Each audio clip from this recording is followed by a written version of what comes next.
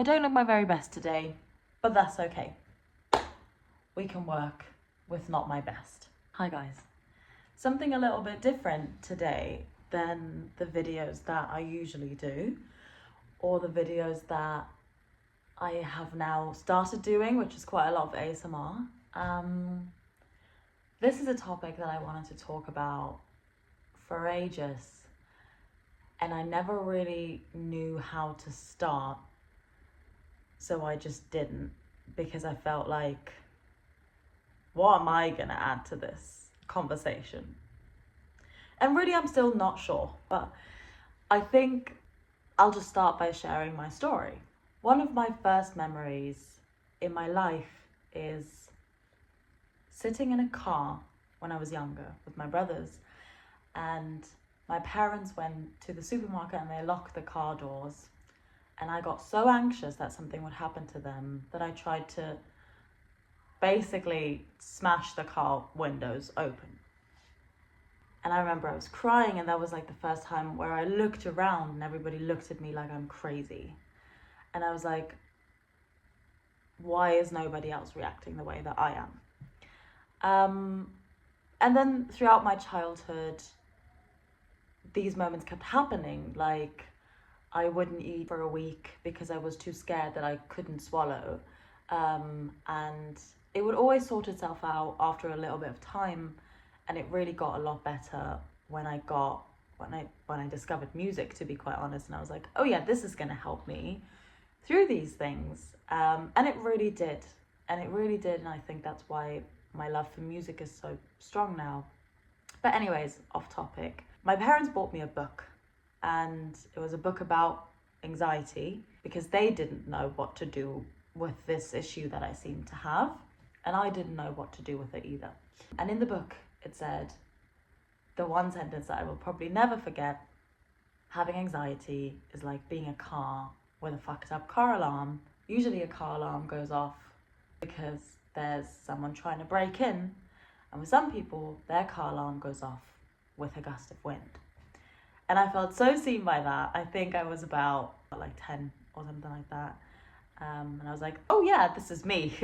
Apparently I'm just a fucked up car, I guess. Then most of the time it got better rather quickly. And then there would be waves where it would just come back quite strongly. A lot of the time it was just an inherent fear of losing control. And I never really understood what my triggers were. I still don't a lot of the time, to be quite honest, but I think I have a bit of a clearer vision now of why it might happen. Long story short, I was doing pretty okay with my anxiety for a couple of years. I think it really started again in 2022. That was, I think, the last phase that I can remember. That was definitely a harsh phase in my life, where I experienced the beautiful thing of derealization, and that for a prolonged period of time, which is where you just don't feel like anything is real. Felt like I was on a movie set constantly. I couldn't go near any types of like anything heights related. I was like, because I just, in my mind, it didn't make sense that if I would jump off them, I wouldn't survive, which is kind of the opposite that I have now, actually. And it just felt like instead of a panic attack, I would skip the panic attack part and just go out of my body immediately, which was an interesting thing. It was very scary in the beginning, and then it became not so scary, and I felt like I can live with this. And then I changed my life a little bit, and it stopped, which was lovely. This lasted about 4 months. I think back then a lot of the healing that happened was because I met a person that just made me feel like, that just treated it all like a joke. And I think that in that moment was the perfect thing for me to experience. And now 4 years later, I am now 7 months into another cycle. And this has, I think, been one of the most interesting encounters that I've had with my anxiety, specifically health anxiety, that I've ever had in my life.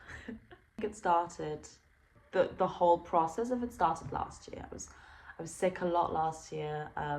I was so sick for like 2 months. I don't know, like it was like October and November, I basically was not out of my bed. I would just get sick and then have like 2 days and then get sick again.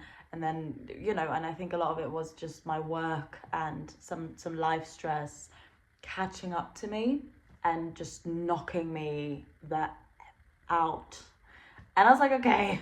But through that, I got really health conscious. I was like, okay, I want to take better care of my body because it doesn't seem to be loving what I've been doing so far. So got into kind of taking care of my body, you know, sleeping better, having better routines, stuff like that. Just started the process though. And then another thing that I would notice was that once every 2 months, I would feel like, oh, I'm gonna have a heart attack. Like I would feel my chest just like closing and my heart beating, and I would be like, oh, this does not feel good. This does not feel good. And it felt so bad. And I would call my brother and I would still be like kind of funny about it. I would be like, hey, you know, I'm just going to the ER, getting like, you know, just the check to see if my heart's fine. Ha ha ha ha. It's so funny. I don't even get scared anymore. Like I just need to go to the blah, blah, blah. It got to the point where the people in the hospital knew me. And that time was still fun, I would say, because it wouldn't affect me. And then I would go there and they would say, you have nothing. And then I would go back home, right? And I thought, okay, this was the end of it. Fast forward to January of this year, which is a video that you saw where we redid my apartment. And I think that did a lot more to me than I would have anticipated, because one thing that I think I didn't know was, you guys also don't know this, but I used to have a terrible, I could not keep my place clean. It just always was a mess. It was so crowded. It was like really bad. I never had people over. I never let people in. It was very rare that someone would come to my apartment. It was like the rarest occasion for people to be allowed in here, let alone clean my apartment.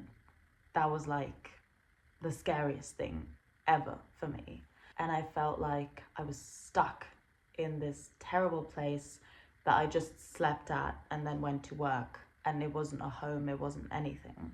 But it also, and I discovered this way later, was a way for me to set a boundary with people, because I just physically couldn't take people here.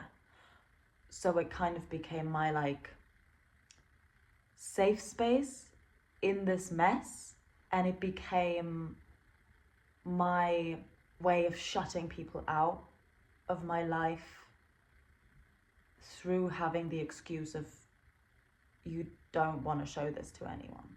To this day, I'm still very thankful for everybody that did come here throughout that time, and that made me feel like I'm not terrible for that.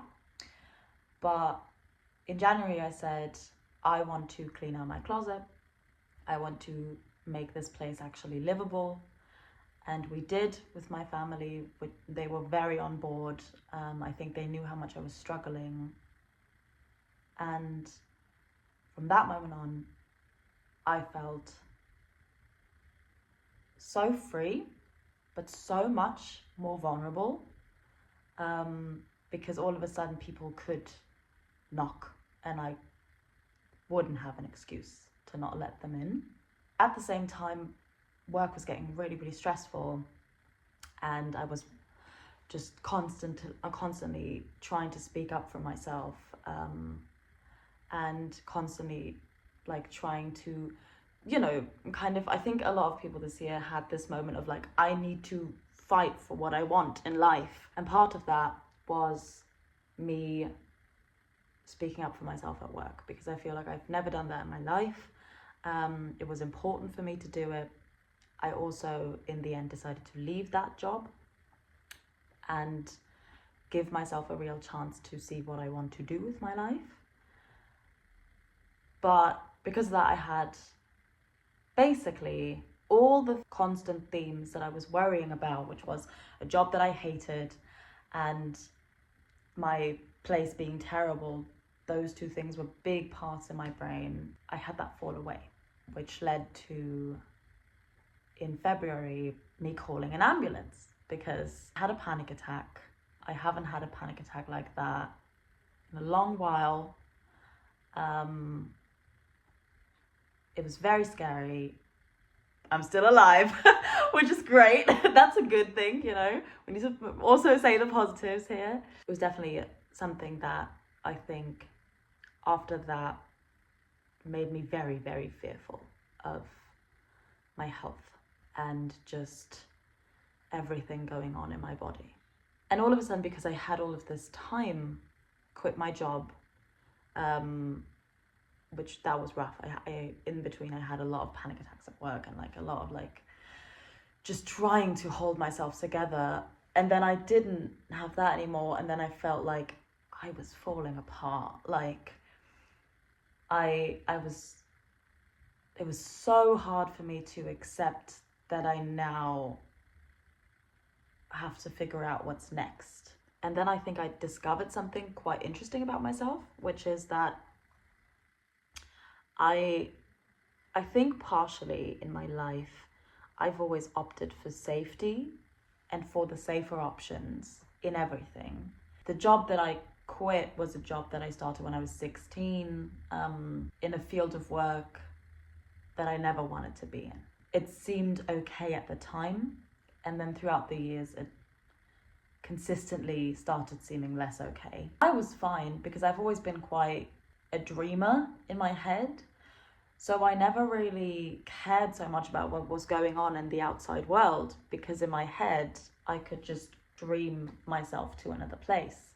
And when it came to the moment that I can now actually try and do the things that I want to do in my life, all I kept thinking was, the more you get the things that you want, the closer you are to death.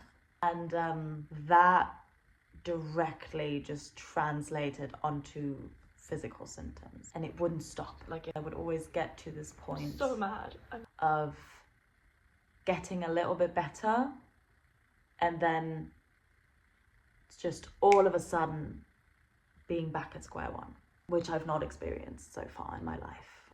Over the months, I tried so many different things. I tried like everything that I could think of. I tried resting. I tried being more active. I went out in nature. I've never been out in nature this much in my life, probably.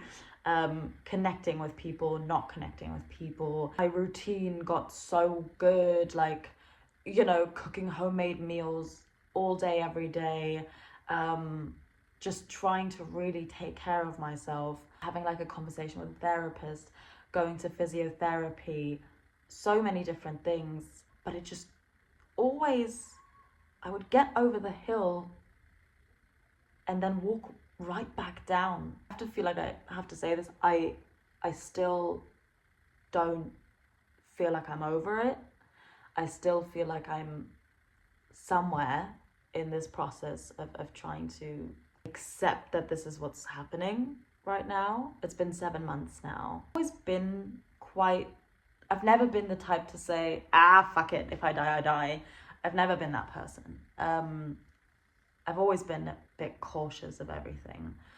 I've never had like this issue that people start to have with like having actual symptoms. I think my main symptoms are, or like a lot of them were, dizziness, tight chest, headaches, feeling like I can't take a satisfying breath, and back pain, like horrible back pain. And those would start to rotate So while I was working, still, it was mainly the back pain. I just physically couldn't move. Then the dizziness started happening, and then it's just been like rotating ever since. I feel like now I'm at a point where I'm trying as much as I can to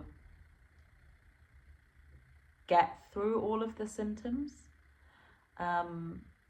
or just know that it's anxiety and probably nothing will happen. I think that's the main thing I'm trying to tell my brain. What I want to say with this video, because I feel like there isn't really a point, you know, there's no conclusion. I'm not all better. I don't have the answers for anyone.